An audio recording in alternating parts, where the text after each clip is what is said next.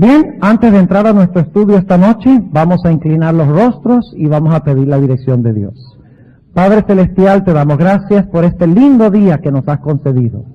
Hemos disfrutado del ejercicio, del compañerismo, de la instrucción, de la inspiración, de todo lo que tú nos has concedido. Pedimos en esta noche que vuelvas a estar con nosotros a través de tu Santo Espíritu. Al estudiar la estructura de este maravilloso libro, el libro de Apocalipsis, pedimos que tú ilumines nuestras mentes y nos ayudes a amarte más, a ver cuán sabiamente tú has organizado este libro. Sabemos que tú nos responderás porque te pedimos en el nombre de Jesús. Amén. Les invito a abrir sus Biblias conmigo al libro de Juan, el Evangelio según San Juan, capítulo 13. Juan, el capítulo 13. Y vamos a leer algunos versículos al final de este capítulo. Juan 13. Y esta noche vamos a hablar de la estructura de Apocalipsis, para saber dónde ubicar los sellos en la historia. Tenemos que ver el panorama grande primero. Y luego vamos a saber exactamente dónde ubicar los sellos en la historia. Juan 13, y empezando en el versículo 33, dice, está hablando Jesús: hijitos, aún un poco estoy con vosotros. Me buscaréis, mas como dije a los judíos, donde yo voy, vosotros no podéis venir. Así digo a vosotros ahora. Jesús dice, me voy. Y a donde yo me voy, ustedes no me pueden seguir ahora. Ahora fíjense lo que sigue sucediendo. Versículo 34. Un mandamiento nuevo os doy, que os améis unos a otros como os he amado, que también os améis los unos a los otros. En esto conocerán todos que sois mis discípulos, si tuviereis amor los unos con los otros. Dícele Simón Pedro, fíjense que Pedro ahora está preocupado por lo que Jesús dijo. Jesús dijo, me voy, y no me pueden seguir ahora. ¿Ustedes creen que los discípulos amaban a Jesús? Esta es la última semana de la vida de Cristo, habían pasado casi 3 años y medio con el Maestro.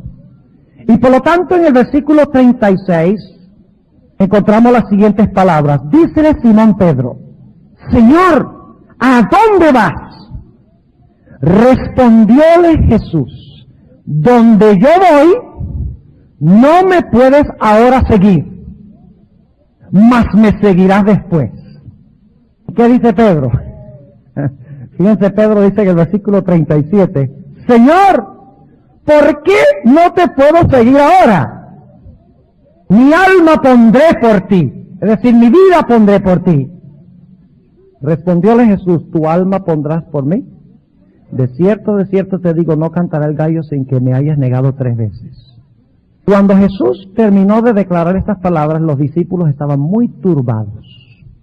Y ahora vamos a leer los versículos 1 al 3 del capítulo 14, que siempre leemos, pero no leemos lo que viene antes, para saber cuál es el contexto. El contexto es que los discípulos están muy alarmados porque Jesús dice, me voy y no me pueden seguir ahora y me seguirán después. Y los discípulos dicen, pero queremos seguirte ahora, no después. Jesús sabía lo que estaban sintiendo, así que en el capítulo 14 y el versículo 1 al 3 dice, Jesús a los discípulos, no se turbe vuestro corazón, no se preocupen. ¿Creéis en Dios? Creed también en mí. En la casa de mi Padre, ¿cuál es la casa del Padre? ¿Dónde vive el Padre? Padre nuestro que estás en los cielos. Es decir, que la casa del Padre es ¿dónde? En el cielo. En la casa de mi Padre muchas moradas hay. De otra manera os lo hubiera dicho. Y luego noten, voy pues a preparar lugar para vosotros. ¿Cuánto tiempo lleva Jesús preparando ese lugar? Casi 2000 años. ¿Qué creen ustedes que significa eso? Voy pues a preparar lugar para vosotros. ¿Creen ustedes que eso está hablando de que Él fue allá para construirnos una casita? ¿Creen que Jesús necesita 2000 años para hacerles las casas de los redimidos? Si Él habló y existió. Este versículo no está hablando primordialmente de ir a preparar un lugar físico, material, una casa, un jardín del Edén que él puede crear así en un instante. Está hablando del hecho de que Jesús tenía que ir al cielo para llevar adelante ciertos pasos para que pudiera legalmente llevarse a sus hijos al cielo. ¿Están entendiendo lo que estoy diciendo? Es decir, Jesús dice, yo tengo que ir a desempeñar una obra en el cielo. Y de esta forma abrir el camino, ser el pionero y así preparar un lugar para que ustedes me puedan seguir después. En un momento vamos a ver en Apocalipsis cómo Jesús prepara el camino. Dice en el versículo 3, y si me fuere, y os aparejare lugar, vendré otra vez, y os tomaré a mí mismo, para que donde yo estoy, vosotros también estéis.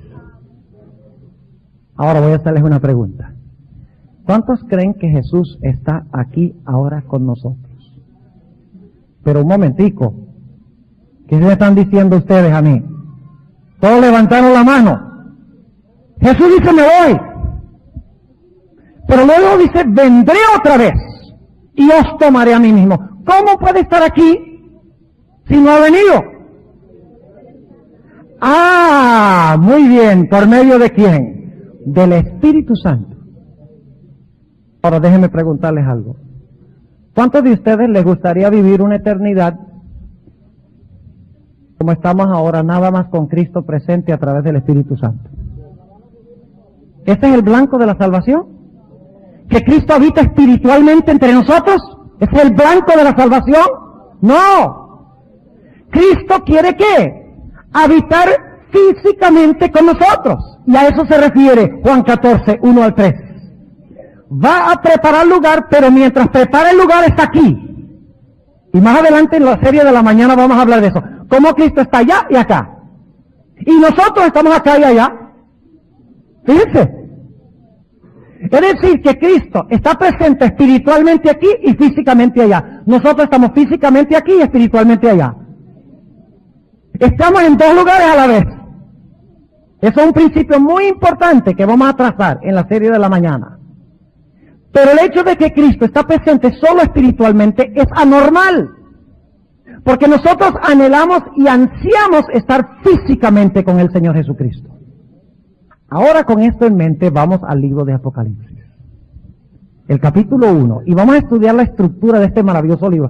¿No creen ustedes que el libro de Apocalipsis es una colección de visiones que las tomó Juan y rácata las tiró ahí y ahí está? No, señor. El libro de Apocalipsis es un documento cuidadosamente organizado. Muy cuidadosamente organizado. Yo estaría aún dispuesto a decir que la estructura de Apocalipsis fue inspirada por el Espíritu Santo. No solo el contenido, sino la estructura. Ahora, no podemos entrar a analizar toda la estructura de Apocalipsis, porque nos tomaría muchísimo tiempo estudiar la estructura nada más de Apocalipsis. Pero yo quisiera en esta noche que miráramos la estructura de Apocalipsis a la luz del santuario.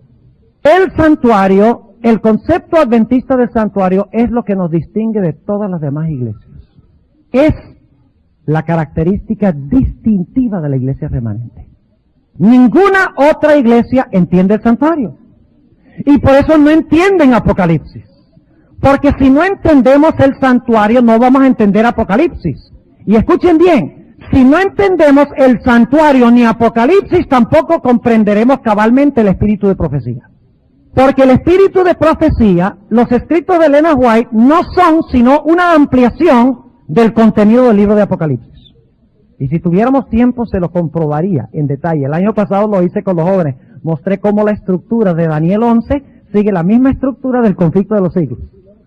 Y de primeros escritos también.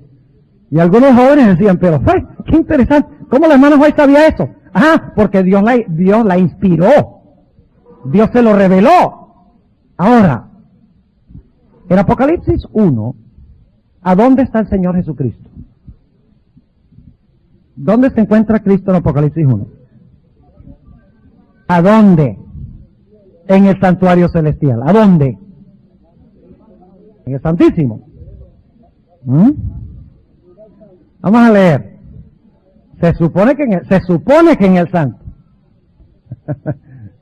¿Qué creen? ¿Aceptamos la suposición? Vamos a mirar. La hermana White tiene razón en decir que Cristo no fue directamente al lugar santísimo. Fíjense, el capítulo 1 y el versículo 4. Juan a las 7 iglesias que están en Asia, gracias sea con vosotros y paz del que es y que era y que ha de venir y de los 7 espíritus que están delante de su trono. ¿Qué es lo que está delante de su trono? Los 4 espíritus. ¿Cuántos? Los 7 espíritus. No olviden eso, están delante del trono los 7 espíritus. Muy importante. Hay un trono y delante del trono 7 espíritus. ¿Y qué son los 7 espíritus? Los 7 brazos del candelero. No olviden eso. Versículo 5. Y de Jesucristo el testigo fiel, el primogénito de los muertos y príncipe de los reyes de la tierra, al que nos amó y nos ha lavado de nuestros pecados con su sangre. Ahora, déjenme preguntarles. El libro de Apocalipsis, cuando comienza, ¿menciona el atrio del santuario?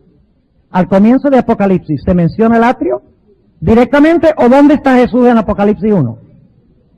Está en el lugar santo. ¿Pero qué venía en el santuario antes del lugar santo? Venía el atrio. Vamos a poner aquí, el atrio. ¿Qué había en el atrio? Ahora ustedes, para ampliar más esto, tendría que conseguir la serie sobre el santuario, porque este es el énfasis que yo le doy un énfasis estructural al santuario. Diferente que estudiar los símbolos individuales, que representa el candelero, que representa la mesa de los panes, etcétera. Eso es un estudio fascinante, muy bonito. Pero yo lo hago desde otra perspectiva, mostrando cómo el santuario ilustra el plan de salvación, cómo ilustra la historia de Israel, cómo ilustra el año de agricultura judío, cómo ilustra los festivales judíos, cómo ilustra todo el sistema, la economía judía. Era una revelación tremenda del plan de salvación. Ahora, en el atrio, ¿cuántos muebles había? Habían 2. Estaba el altar del sacrificio y ¿qué más? El lavacro. Ahora, ¿qué representa el altar del sacrificio? ¿Qué se ofrecía en el altar del sacrificio? El cordero, la sangre del cordero, ¿verdad? ¿Y qué representaba el lavacro? Se le llama el lavacro de la regeneración. ¿Qué es eso? ¿Qué significa la palabra regeneración? Es bautismo. ¿Y qué pasa en el bautismo? ¿Qué simboliza el bautismo? Representa muerte y ¿qué? Y resurrección. El altar representa ¿qué? Muerte y el lavacro ¿qué? Resurrección, regeneración. Somos bautizados del agua. Somos bautizados del agua para muerte y del espíritu cuando salimos de las aguas.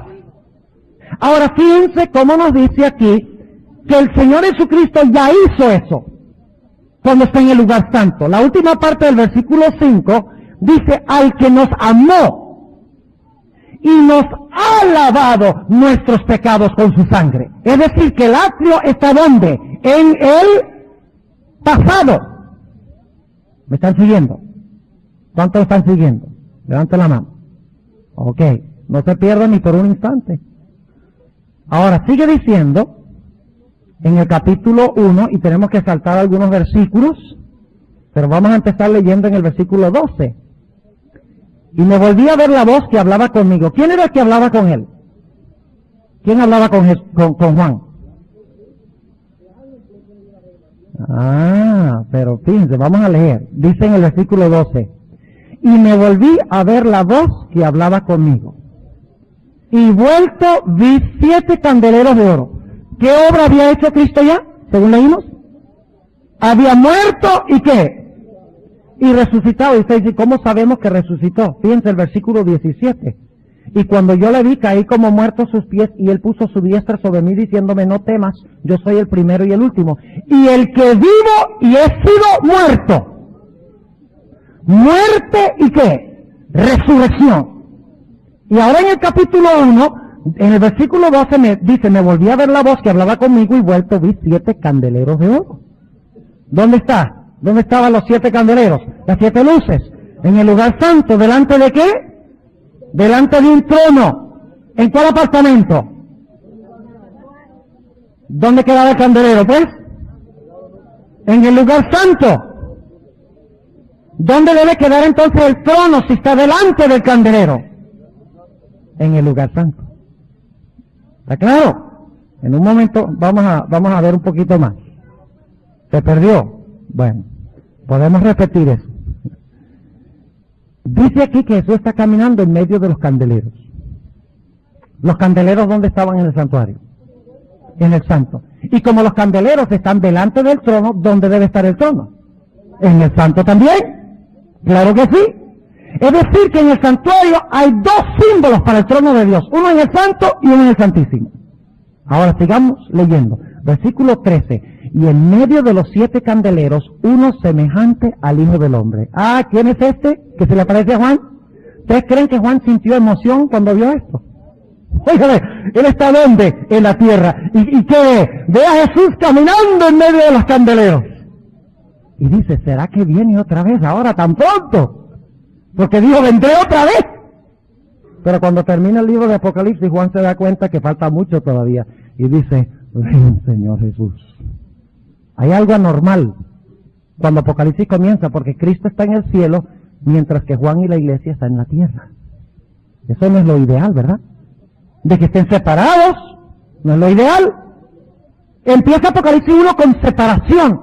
Sí, Cristo en el cielo, ministrando entre los candeleros, pero ministrando espiritualmente en las iglesias, que son el reflejo del candelero, en la tierra, ¿ven? Es decir, en el cielo está el candelero literal y en la tierra está el reflejo, que son las iglesias. ¿Y qué hace Cristo cuando camina en medio de los candeleros en el cielo? ¿Ustedes creen que lo único que Él está haciendo es manteniendo prendidas las mechas de un candelero echándole aceite de oliva? ¿Qué simboliza el hecho de que Él está caminando allá en medio de los candeleros? ¿Qué hacía el sumo sacerdote todos los días, según Levítico 24? Caminaba, entraba al lugar santo y entonces se fijaba a ver si las mechas estaban largas, es decir, destabilaba las lámparas y se aseguraba de que tuvieran suficiente aceite para seguir dando luz. ¿Qué está haciendo Jesús en Apocalipsis 1? Sí está caminando en medio de los candeleros en el cielo, pero eso simboliza el hecho de que Cristo, a través del Espíritu Santo, porque dice que son los 7 espíritus enviados a la tierra, más adelante, están dando en medio de la iglesia en la tierra para asegurarse de que tenga el aceite del Espíritu Santo y de que la iglesia no deje de dar su luz. ¡Qué tremendo! Es decir, en Apocalipsis 1 Cristo está en el candelero manteniendo la luz de la iglesia viva. Él en el cielo personalmente, presente espiritualmente en la tierra. Pero Juan anhela estar físicamente con Jesús. Ahora fíjense lo que sigue diciendo, versículo 13. Y en medio de los 7 candeleros, uno semejante al Hijo del Hombre, vestido de una ropa que llegaba hasta los pies, y ceñido por los pechos con una cinta de oro. Y su cabeza y sus cabellos eran blancos como la lana blanca, como la nieve, y sus ojos como llama de fuego. Y sus pies semejantes al latón fino, ardientes como en un horno, y su voz como ruido de muchas aguas. Y tenía en su diestra 7 estrellas, que son los 7 pastores de las iglesias. Y los 7 ángeles en el cielo que ayudan a los pastores. Tiene reflejo terrenal. Y de su boca salió una espada aguda de 2 filos. Y su rostro era como el sol cuando resplandece en su fuerza. Y cuando yo le vi, caí como muerto a sus pies. Y él puso su diestra sobre mí diciéndome, no temas, yo soy el primero y el último. Y el que vivo y he sido muerto. Y he aquí que vivo por los siglos de los siglos. Amén. Y tengo las llaves del infierno. Mejor traducción es el sepulcro. Del sepulcro y de la muerte. Es decir, que en Apocalipsis 1 encontramos a Cristo en el cielo y tenemos a su iglesia ¿dónde? En la tierra. Cristo físicamente en el cielo, espiritualmente en la tierra. Mientras que los hijos de Cristo están físicamente en la tierra y ¿dónde? Sus mentes están espiritualmente con Cristo en el cielo. Pero este es un abismo que no es normal. Porque Cristo no solo quiere estar espiritualmente con nosotros, sino que quiere habitar físicamente con nosotros. Ahora, ¿qué fue lo que prometió Jesús en Juan 14? Voy pues a hacer ¿qué cosa? Me voy de vacaciones por 2000 años. ¿Qué significa eso? Voy pues a preparar lugar para vosotros. ¿Dónde encontramos la historia de cómo prepara Cristo el lugar? En Apocalipsis. Está la historia de cómo prepara el lugar. ¿Qué es lo primero que hace?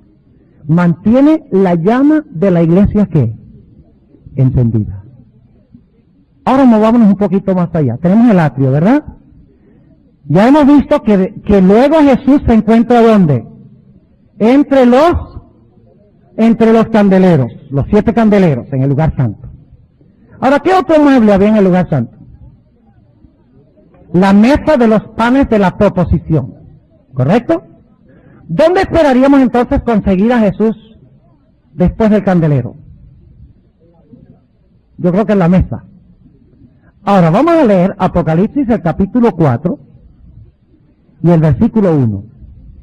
Apocalipsis 4 y el versículo 1. Después de estas cosas miré, y he aquí una puerta abierta en el cielo, y la primera vez que oí era como de trompeta que hablaba conmigo diciendo, sube acá, y yo te mostraré las cosas que han de ser después de estas. Y luego yo fui en espíritu, y he aquí un trono. ¿Y quién viene de repente y llega al trono más adelante en Apocalipsis 4 y 5? El Padre está sentado en el trono, pero más adelante llega uno como un cordero inmolado. ¿Y qué hace? Se une al Padre en el trono. Ahora, ¿qué es eso? ¿Cuál trono es este? ¿El trono del lugar santo o del lugar santísimo? Ahora fíjense, vamos a anotar algunos detalles. ¿Cuántas pilas de panes había en la mesa de los panes de la proposición? 2. ¿Por qué 2? ¿Dónde está el Espíritu Santo durante la administración en el cielo? ¿Dónde está? En la tierra, porque no hay 3 pilas de panes en la mesa, porque hay 2. ¿Quiénes son los que sustentan al pueblo de Dios? Que no solamente Cristo mantiene la luz de la iglesia viva, sino que Cristo, ¿qué hace? Alimenta a su iglesia con el pan celestial, para que pueda tener fuerza espiritual. Y ustedes dicen, ¿cómo sabemos que este trono es el trono en el lugar santo? Que el trono es la mesa de los panes de la proposición. En primer lugar, hay 2 hileras de panes. Y la Biblia habla del Padre y del Hijo como el pan de Israel, de su pueblo. Segundo lugar, si miramos la geografía del santuario, encontramos que el candelero quedaba ¿en qué parte? En el sur del santuario, del lugar santo. ¿Dónde quedaba la mesa de los panes? En el norte. ¿Y dónde está el trono de Dios? Según dice Isaías 14. ¿A dónde quiso meterse Lucifer para quitarle el trono a Dios? A los lugares, a los lados del Aquilón, el norte. Y en el Salmo 48 y el versículo 1 y 2 dice que Dios habita a los lados del norte. Ahora, hay otra razón. Y es que acabamos de leer que los candeleros se encontraban delante de ¿qué? Delante del trono. Ahora, ¿qué estaba en el santuario inmediatamente delante de el candelero? Estaba exactamente adelante o enfrente del candelero. La mesa de los panes de la proposición. Es decir, que el trono es el lugar donde está la mesa de los panes. Y no es coincidencia, escuchen bien, de que el tercer caballo y el cuarto caballo son caballos que representan hambre espiritual. Hambre que finalmente trae muerte. Como la iglesia de Tiatira, donde Jezabel esconde la palabra de Dios. Y como resultado no llueve en los días de su profecía. Y como resultado el pueblo de Dios languidece hambre. ¿Están entendiendo? Es decir, que los sellos, hay que entender que en los sellos hay una escasez, no desaparece, pero hay una escasez tremenda de pan. Más adelante hablaremos más de eso. Ahora, sí. Sí. Yo sé.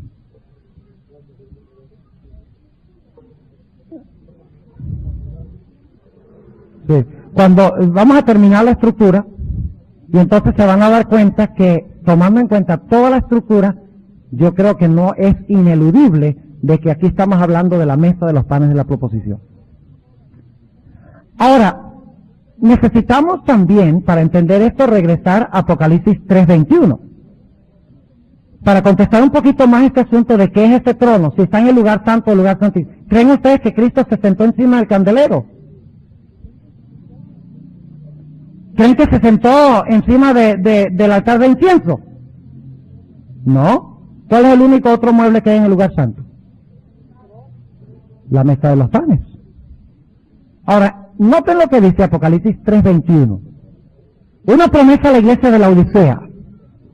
En realidad a todas las iglesias, porque es la conclusión de la serie sobre las iglesias. Dice, al que venciere, yo le daré que se siente conmigo en mi trono, así como yo he vencido y me he sentado con mi Padre en su trono.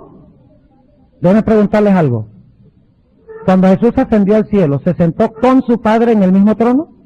Cuidado, ustedes me oyeron leer este versículo. ¿Qué dice aquí en el versículo 21? Al que venciere yo le daré que se siente conmigo en mi trono, así como yo he vencido y me he sentado con mi Padre en su trono. Es decir, que en el trono, cuando Cristo ascendió y venció, ¿se sentó dónde? En el trono, ¿con quién? Con el Padre. Ahí tiene las dos pilas de pan. Ahora déjenme leerles una cita del primero escritos. Para ver si la hermana White dice lo mismo. Guárdeme esos ahí, hermano, guárdeme eso. Pero devolutivo, ¿no? La página 54 de Primeros Escritos.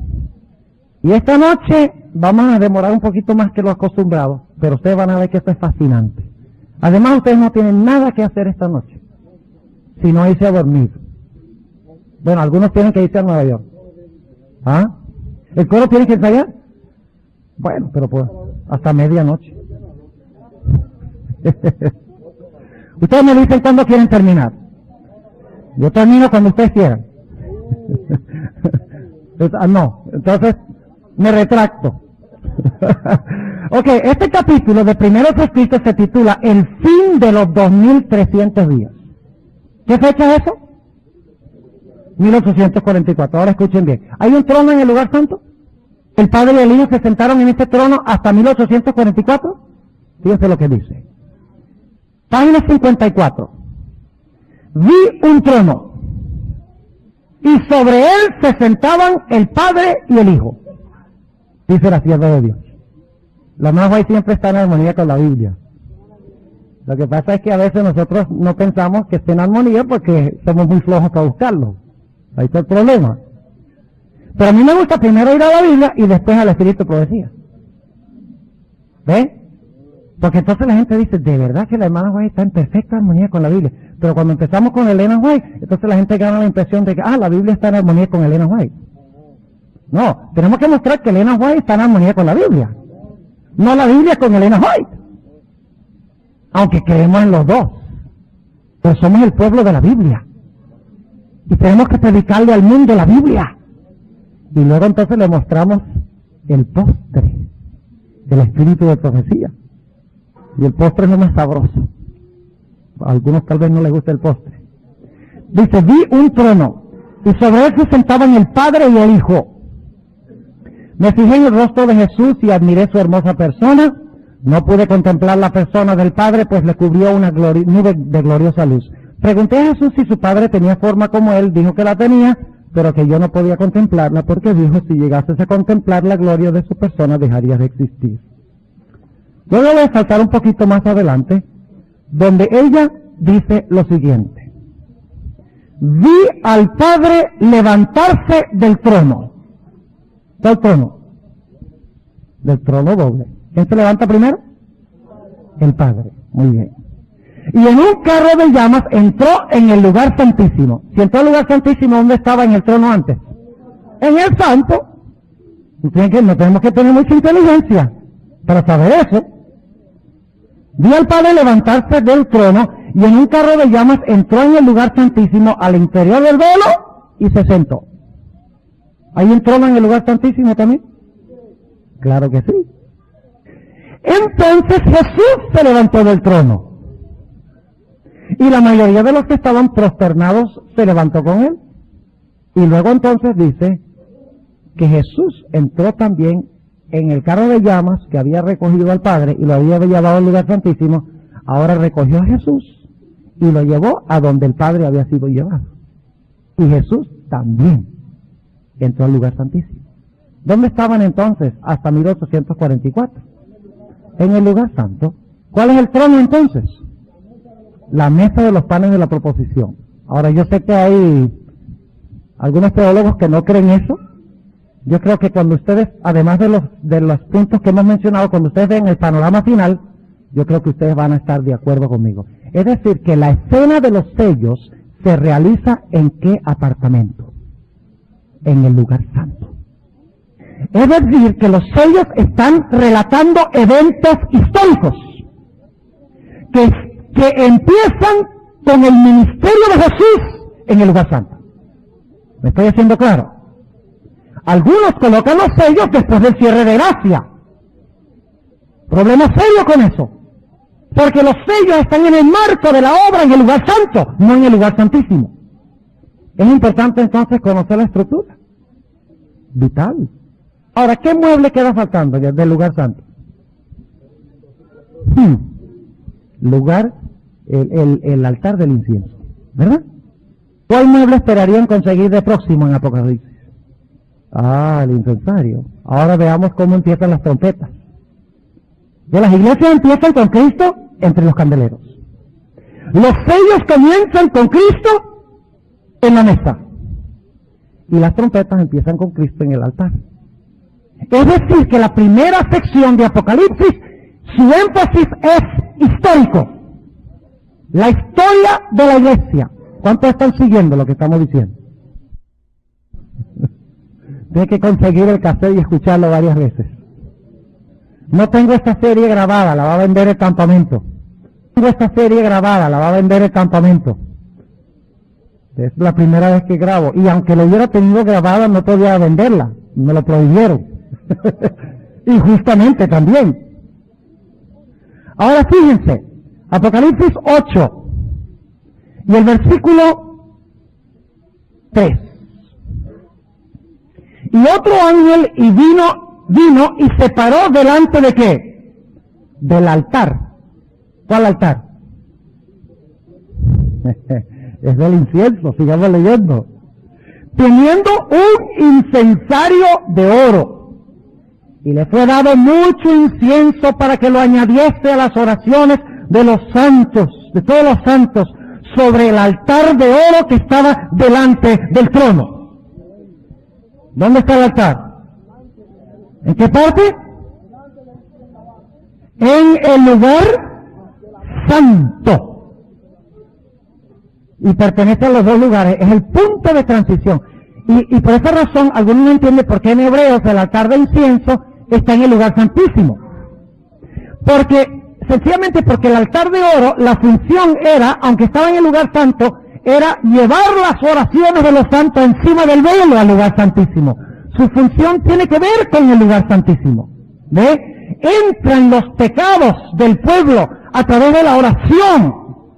Entran al lugar santísimo para que Jesús interceda por ellos. Ahora, ¿qué tenemos entonces?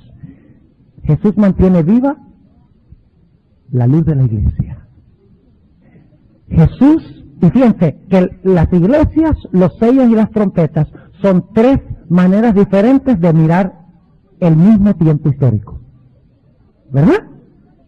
Pero cada uno tiene una perspectiva diferente, porque en Apocalipsis 1 y 3 el énfasis es que Cristo mantiene la llama de la iglesia viva.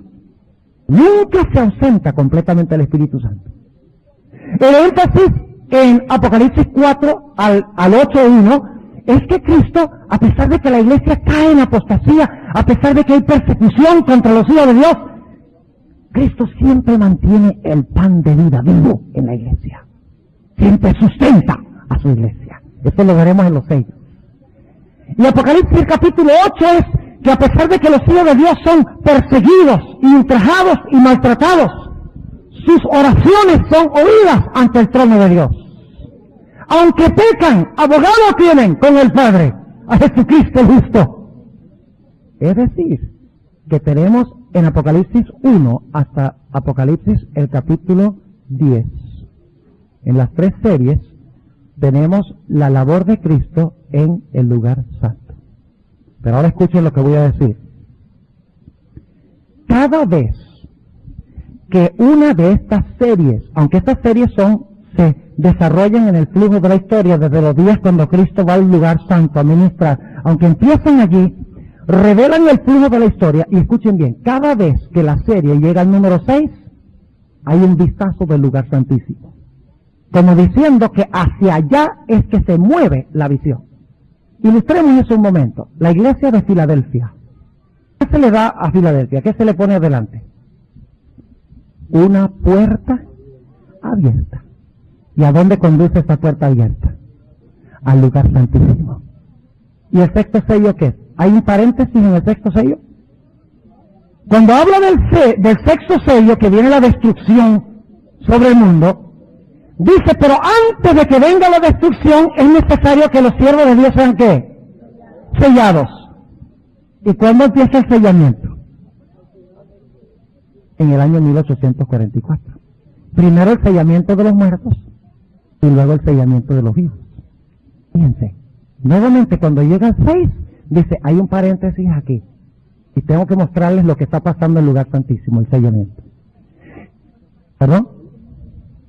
Los muertos, bueno, cuando sus casos son investigados, si ellos se muestra que aceptaron a Cristo, su suerte es decidida para vida eterna. Por eso el juicio comienza con los muertos, ¿verdad? Y se examinan los casos, si el individuo se muestra digno de la salvación, y digno en Cristo, no en él mismo, pero digno de la salvación, entonces Cristo reafirma y confirma su nombre en el libro de la vida, para resurrección de vida.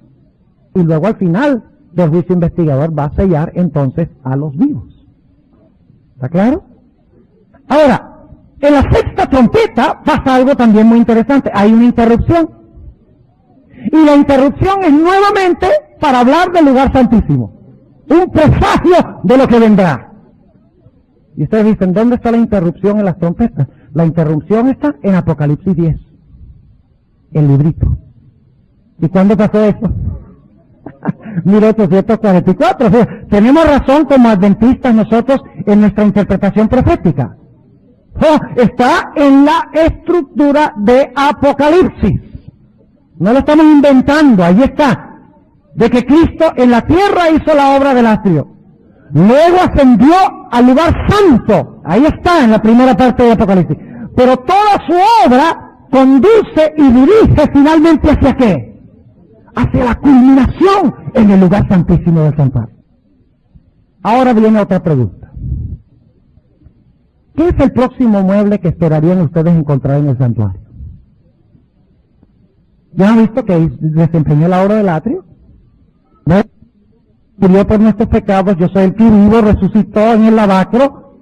Lo vimos ya manteniendo la luz de la iglesia viva, lo vimos sustentando la iglesia en la mesa de los panes, lo vimos en el altar de incienso, presentando las oraciones de sus hijos ante su padre. ¿Cuál es el próximo mueble que esperarían encontrar? El arca del pacto. Ahora vamos a Apocalipsis 11:19. Sorpresa de sorpresas. Fascinante esto. ¿Sí o no? ¿Ya saben dónde ubicar los sellos? Los sellos vienen en el tiempo de angustia, cuando están cayendo las plagas. ¿Ah? Las trompetas son al final, durante el tiempo de angustia. No, señor. Son históricas, cuando estudiamos la estructura. Ahora, fíjense Apocalipsis 11:19, que es la culminación de la séptima trompeta, de la serie de las trompetas. Dice en el 11:19 lo siguiente, después de haber hablado del librito de 1844, etcétera, dice, y el templo de Dios fue abierto en el cielo. Del santuario. Ahora pregunto, ¿qué significa que la puerta es abierta? Cuando la puerta del santuario se abre es porque hay ¿qué? Porque la gente puede ¿qué? Entrar. Es decir, la puerta de la salvación está ¿qué? Abierta. En un momento vamos a ver, para el que quiera, en un momento vamos a ver que esa puerta se va a cerrar. Y nadie va a poder entrar. Ajá, es el próximo evento. Ahora fíjense, dice en el 11:19, y el templo de Dios fue abierto en el cielo. Y el arca de su testamento fue vista en su templo. ¿Cuál es el próximo mueble? El arca. ¿El arca de qué? ¿Dónde estaba ese templo? ¿Cuál templo es este? El de Salomón. El que se construyó después del cautiverio. El tabernáculo del desierto. ¿Cuál templo es este? ¿En el cielo está el arca del testamento? Porque en el Antiguo Testamento el arca del testamento del pacto son intercambiables las palabras. En el Antiguo Testamento se le llamaba el arca del pacto porque adentro estaba el pacto, los 10 mandamientos. ¿Correcto? ¿Sí o no? Ahora, en el cielo hay un templo. Algunos dicen el cielo es el templo. Mentiras. El cielo no es el templo, el cielo tiene un templo con 2 apartamentos, santo y santísimo. Y en el santísimo está el arca del pacto. Y si es el arca del pacto, adentro debe estar el pacto. Argumento irrefutable a favor del sábado. Porque allá están las tablas de la ley, o si no, no se le llamaría el arca del pacto. El arca que tiene adentro el pacto, los 10 mandamientos. Ahora, sí, de las que Dios tiene en el cielo, las originales, sí, no las copias terrenales, están todavía guardadas en el arca terrenal que fue ocultada. No, hasta donde sepamos no son las mismas. La hermana White dice claramente que el arca, poco antes de que Nabucodonosor conquistara Jerusalén, fue ocultada en una cueva y que está escondida hasta el día de hoy, y da la impresión de que estará descubierta. Y la ley será sacada como testimonio al mundo, a un mundo que está en transgresión de la ley. Ahora fíjense, ¿el arca en qué apartamento queda? ¿Qué servicio del santuario se desempeñaba en el lugar santísimo? El día de expiación, que era un día de juicio, ¿sí o no? ¿Qué se hacía el día de expiación? Se separaba a ¿quiénes? A los penitentes. Primero se hacía una obra en favor de los penitentes. ¿Correcto? Sí, primero se hacía. Se sacrificaba primero el macho cabrío del Señor. Es decir, que en el día de expiación no solo es juicio, es intercesión y juicio. O sea, desde 1844 en adelante todavía hay oportunidad de salvación. Había justificación y santificación. Claro que sí, en el lugar santísimo. Pero en el día de expiación se hacía una obra de juicio, una obra de separación de los justos de los injustos. Por eso es que en Apocalipsis 14, ampliando este punto, dice, teme a Dios y dale gloria porque la hora de su juicio ha llegado. En ninguna otra parte de Apocalipsis, la primera parte no aparece nunca de que el juicio está avanzando. Pero a partir del capítulo 11 y el versículo 19 puede decir, la hora de su juicio está aquí. Entonces, yo les pregunto, ¿el juicio se realizó cuando Cristo murió en la cruz? ¿El juicio se realizó mientras Jesús estaba en el lugar santo? El juicio se debía realizar después del ministerio de Jesús en el lugar santo del santuario. ¿Está claro? La posición adventista es clarísima y bíblica. No tenemos que tener vergüenza ni pena. Por ejemplo, Desmond Ford decía, ay, a mí me da mucha pena predicar el tema de los 2300 días. Pobrecito, hay que tenerle lástima. Yo no sé qué Biblia estará estudiando, ¿verdad? La de los testigos, dice la hermana. Tal vez sí. Ahora fíjense, ¿qué sucede cuando concluye? Ahora fíjense que vamos a llegar al clímax glorioso de todo este asunto. ¿Qué está haciendo Jesús durante todo este tiempo? Está preparando lugar para su pueblo. Porque sin mantener la llama viva, sin alimentar a su iglesia para que sea santificada y preparada y fortalecida, sin intercesión por sus pecados, sin darles poder para vencer el pecado, Cristo no puede llevarse a su pueblo al cielo para estar con él físicamente.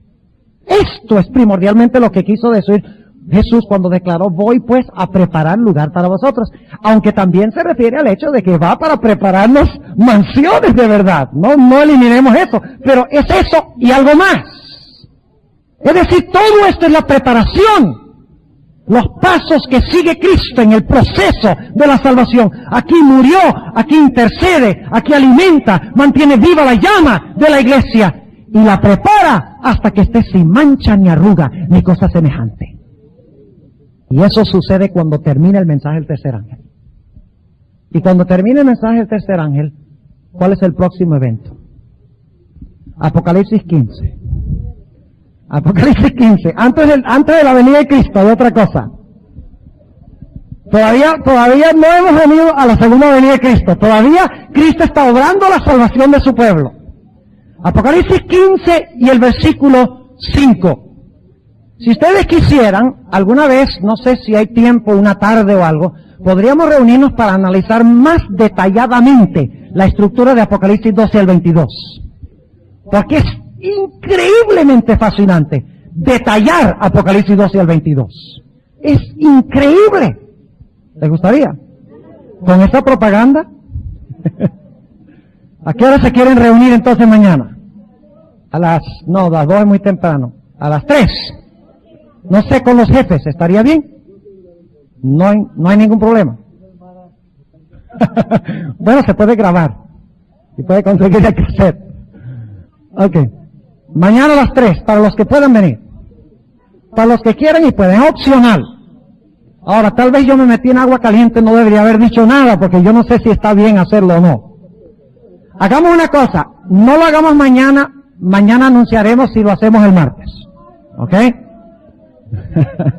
No, lo hacemos el martes, ¿ok? Pero vamos a anunciarles mañana, para que tenga la oportunidad de hablar con los jefes.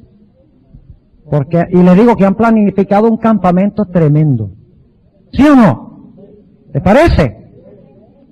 Yo he disfrutado mucho, he ido a caminar y he descansado y he charlado aquí con mi buen compañero de cuarto, el pastor Peverini, y ninguno de los dos roncamos, afortunadamente. Ahora, bueno, tenemos que ir rápidamente. Apocalipsis 15:5. Dice en el versículo 5, y después de estas cosas miré. Y ahora fíjense la terminología, dice, el templo del tabernáculo del testimonio. ¿Cuál es el tabernáculo del testimonio? ¿Qué significa? No, el tabernáculo del testimonio. Fíjense, es el templo del tabernáculo del testimonio. Es decir, que dentro del tabernáculo del testimonio está el templo. ¿Cuál templo es ese? Bueno, ¿cómo es la cosa? Vamos a leerlo. Dice, y he aquí el templo del tabernáculo del testimonio. ¿Qué dice esa traducción? Bueno, esa es herética. Sí, en realidad se usa aquí dos. Sí, él está leyendo, esa es la versión del 90, ¿verdad? Óigame. Sí, bueno, no digamos nada de la versión del 90. Es buena, pero tiene muchos problemas. Bueno, no entremos a hablar de versiones ahora. ¿Saben ustedes que cuando estuve allá en Colombia, hace un par de semanas, en una campaña evangelística, me regalaron una versión Reina Valera de 1602?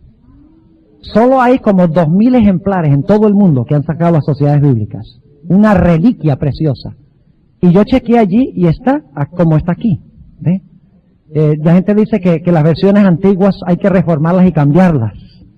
Pero tengamos mucho cuidado porque estos fueron hombres muy piadosos los que tradujeron la versión antigua. Y no había tanta agenda privada, ¿verdad? Ahora, lo que está diciendo aquí es que dentro del tabernáculo del testimonio, ustedes saben que el tabernáculo del testimonio se refiere a la tienda de reunión, también se le llama la tienda de reunión. Y aquí está hablando del templo dentro de la tienda de reunión. Y el templo es ¿qué cosa? El lugar santísimo del santuario. Ahora fíjense, después de estas cosas miré, y he aquí el templo del tabernáculo del testimonio fue abierto en el cielo. Y salieron del templo, o sea que cuando la puerta está abierta en este punto, ¿y qué están haciendo los ángeles? Dice, salieron del templo 7 ángeles que tenían 7 plagas, vestidos de un lino limpio y blanco y ceñidos alrededor de los pechos con bandas de oro. Y uno de los 4 seres vivientes dio a los ángeles, a los 7 ángeles, 7 copas de oro llenas de la ira de Dios, que vive para siempre y jamás. Ese es el tiempo de angustia de Jacob, el periodo de las plagas. ¿Y qué pasa con el templo? Versículo 8. Y fue el templo lleno de humo, por la majestad de Dios y por su potencia, y ninguno podía entrar en el templo. Déjenme preguntarles, cuando Cristo termine su obra en el lugar santísimo, ¿cuántos podrán entrar con sus pecados allá? Ninguno. Fíjense, ninguno podía entrar en el templo hasta que ¿qué? Hasta que fuesen consumadas las 7 plagas de los 7 ángeles. ¿De qué evento está hablando estos versículos? Está hablando del cierre de la administración en el santuario celestial. Sí, señor.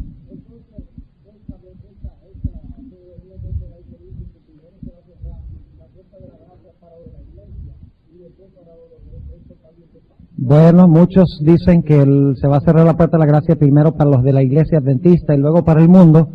Yo no encuentro eso en mi estudio del Espíritu de Profecía. Yo encuentro que el Espíritu de Profecía dice claramente de que Dios juzga en orden cronológico, desde los primeros que vivieron en la tierra hasta los últimos que están vivos sobre la tierra, en el orden en que iban naciendo, en orden cronológico. Eso es lo que yo encuentro. Pero muchos, especialmente los que dicen que la iglesia adventista es Babilonia, los disidentes, de los cuales estará hablando el pastor Gambetta en los próximos días, en la serie de la mañana, ellos son los que dicen esto con el fin de decir que la iglesia adventista es apóstata, ellos constituyen los 144,000 y ellos van a predicar el mensaje a la gran muchedumbre. Pero ahora escuchen bien, les voy a adelantar algo. Yo les voy a comprobar. Cuando hablemos de los 144,000, que será posiblemente el jueves o el viernes en la noche, de que la gran muchedumbre y los 144,000 son el mismo grupo. Y ustedes dicen, no puede ser, pastor. Carlos dice que no puede ser. Bueno, no es disidente. Pero si ustedes ustedes van a examinar la evidencia y me van a decir si la evidencia es fuerte. ¿Sí? Y en el espíritu de profecía. Pero no vamos a adelantarnos al hecho. Ahora, entonces, ¿qué pasa cuando Cristo termina su ministración en el arca? Cuando termina la obra del juicio. Cuando termina el juicio, Apocalipsis 14 dice que un ángel que viene con un ángel sobre una nube, que es Cristo Jesús, es el Hijo del Hombre, viene y ¿qué hace? Y cosecha, hace la cosecha final. Y luego entonces, ¿qué pasa? Se llena el templo de humo. La puerta de la gracia se cerró. Terminó el gran día de expiación. ¿Y ahora qué cae? Caen las plagas. ¿Las plagas sobre quiénes? Las plagas sobre los impíos. Ahora fíjense. ¿De dónde salen las plagas? ¿De dónde salen? Del lugar santísimo, ¿sí o no? Y en realidad salen es del arca del pacto. Porque han pisoteado la ley de Dios. Y ustedes dicen, bueno, ¿cómo sabemos eso? Déjenme preguntarle, ¿ustedes conocen algún otro caso en la historia cuando del arca salieron plagas? ¿Cuándo fue eso? Ustedes lo conocen, ¿verdad? Cuando el arca fue tomada por manos incircuncisas. Gente que insistía en pisotear la santa ley de Jehová. Cuando llevaron el arca empezó a mandar ¿qué? Plagas. Y no fue el arca, fue Dios, ¿verdad? Empezó a mandar plagas. Sí, la peste bubónica. Y le salieron llagas por todo el cuerpo. Y dijeron, no, la mandaron de ciudad en ciudad y finalmente le dijeron a Israel, vengan y busquen su arca, que no la queremos más. Así que se cierra la puerta de la gracia, caen las plagas. Déjeme preguntarles, ¿la hermana White tiene razón en decir que las plagas caen después del cierre de la puerta de la gracia? ¿Sí? ¿Tiene razón en decir que las plagas caen después del juicio? ¿En el lugar santísimo? Claro que sí. Y ahora fíjense lo próximo que tenemos. En Apocalipsis, el capítulo 19, tenemos un 19, 1 al 10. Y si podemos tener una reunión extra, yo les voy a mostrar que el libro de Apocalipsis, especialmente la última mitad, no está en orden cronológico. Tenemos que entender eso. Pero en Apocalipsis 19, 1 al 10, encontramos una gran muchedumbre, y esa muchedumbre está en el cielo, alabando a Dios. Porque Él ha juzgado a la grande ramera. Porque Él ha traído salvación y poder a ellos. Ahora, déjenme preguntarles algo. ¿Qué sucede después de las plagas? Cristo viene y ¿a dónde lleva a sus hijos? Al cielo. Y ahora fíjense que la anomalía que había originalmente, Cristo en el cielo y el pueblo en la tierra, se ha cerrado. El blanco de Apocalipsis es los pasos que toma Cristo para que pueda estar con su pueblo.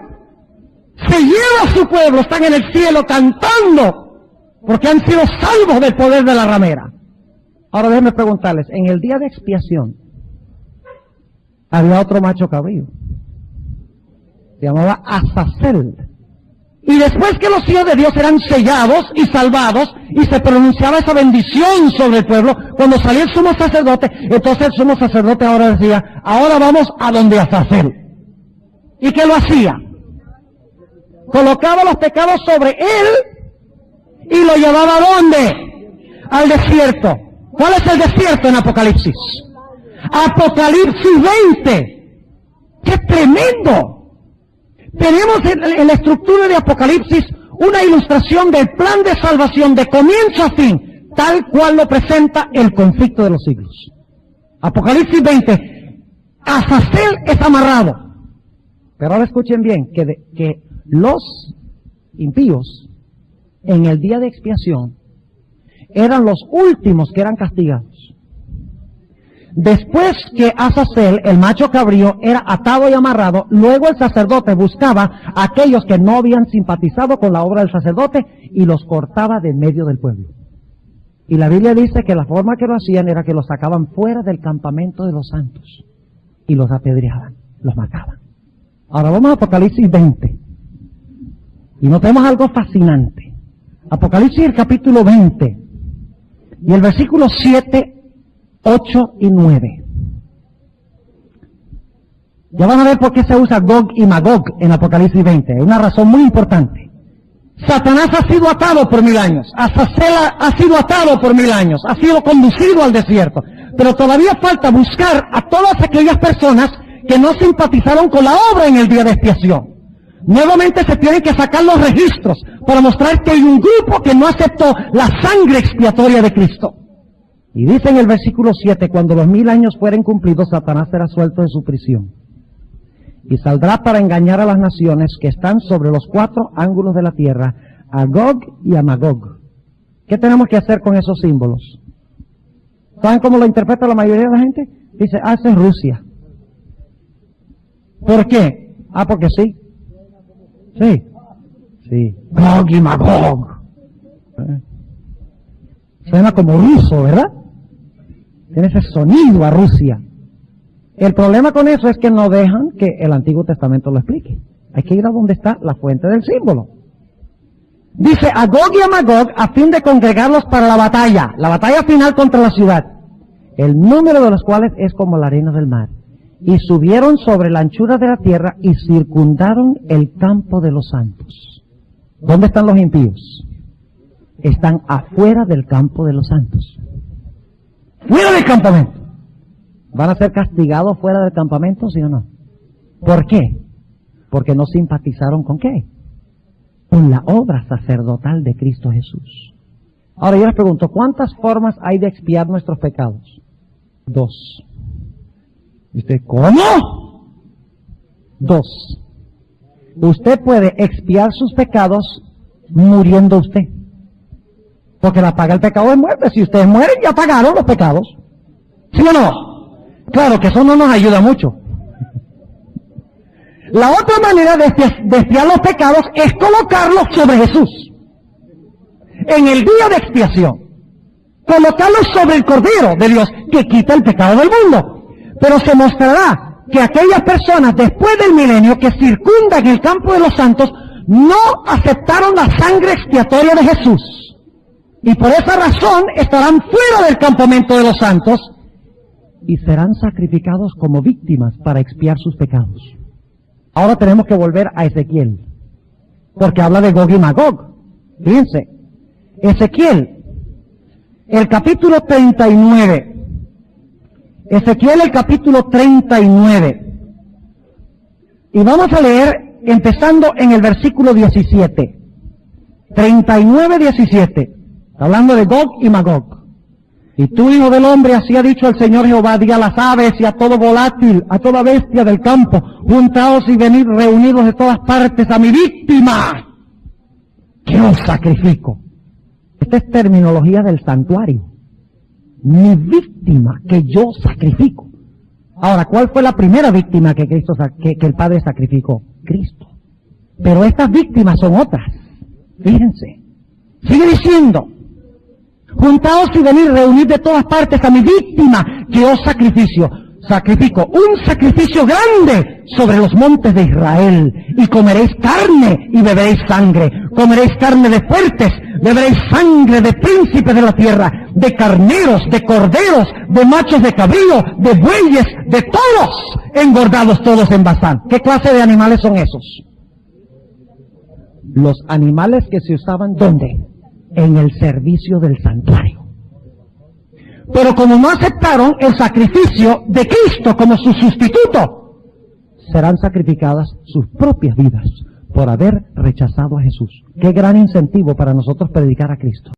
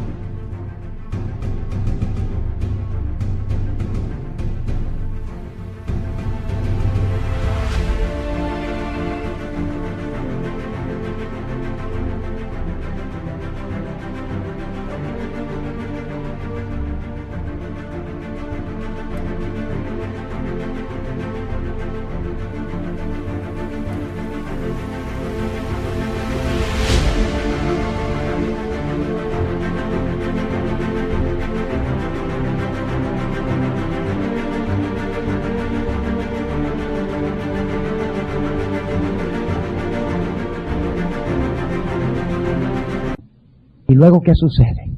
Fíjense qué lindo esto. Nosotros decimos que la iglesia será llevada al cielo antes del milenio, ¿sí o no? ¿Que todos los salvos serán llevados al cielo? ¿Tenemos base para eso? Claro que sí. Y decimos que después de 1000 años, ¿qué va a pasar? Entonces descenderemos ¿con quién?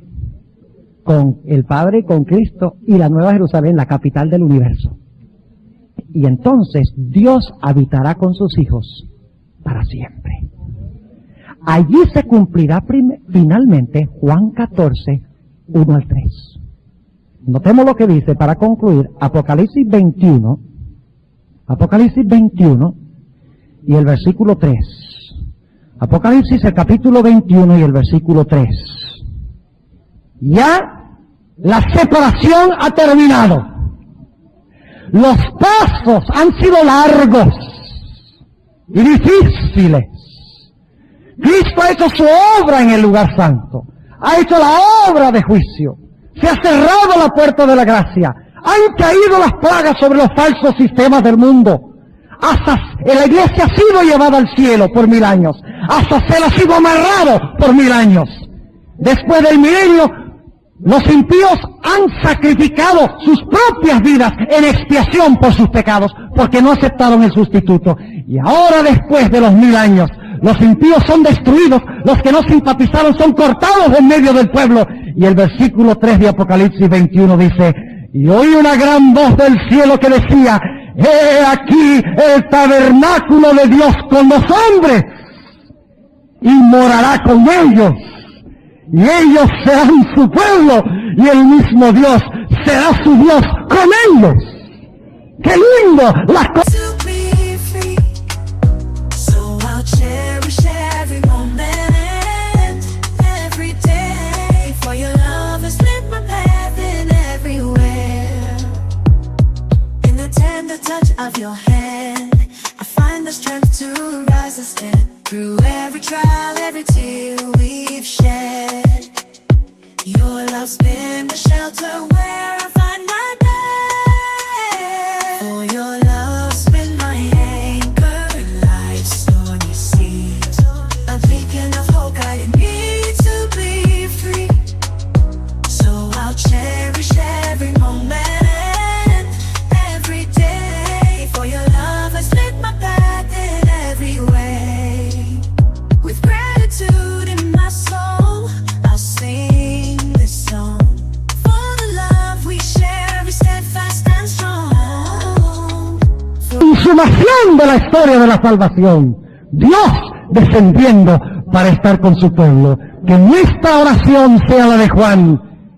Ciertamente vengo en breve. Amén. Sea así. Ven, Señor Jesús. Oremos. Padre Celestial, te damos gracias porque has revelado el plan de la salvación en el santuario. Te damos gracias por el maravilloso mensaje que tú nos has dado como pueblo. ¡Qué tremendo mensaje que necesita el mundo! Un mensaje de esperanza. Que el mundo sepa que Cristo está ahora en control de todo, preparando el camino para llevarnos con Él al cielo y para habitar con nosotros por los siglos de la eternidad. Nosotros queremos estar con Él, queremos estar contigo. Pedimos que nos des tu Santo Espíritu para que nos justifique, para que nos santifique, para que podamos también ser glorificados. Ven, Señor Jesús. Estamos cansados de este mundo.